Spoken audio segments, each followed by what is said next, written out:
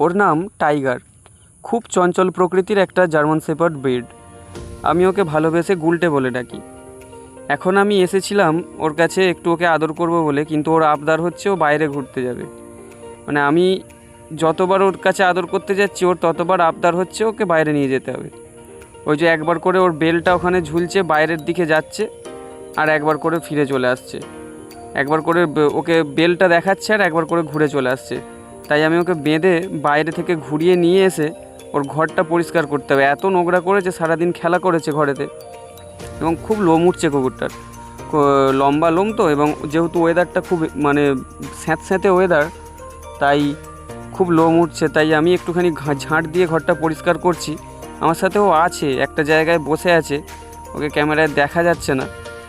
ওকে আমি বললাম তুই সাইডে বস, আমি ঘরটা ঝাঁট দিচ্ছি। ও কিন্তু চুপচাপ বসেছিল। তারপর ওকে আবার একবার বাইরে নিয়ে গেলাম। বাইরে থেকে ও একটু টয়লেট করলো, টয়লেট করে ও ঘুরবে গোটা এইখানে যে গাছতলাটা আছে আমার, ও গোটাটা একবার একটা রাউন্ড দিয়ে ঘুরবে, ও তারপর ঘরে ঢুকবে। নাহলে ওকে আমি টেনে কিছুতেই ঘরে নিয়ে যেতে পারবো না। কিন্তু ও খুব শান্ত, খুব ভালো।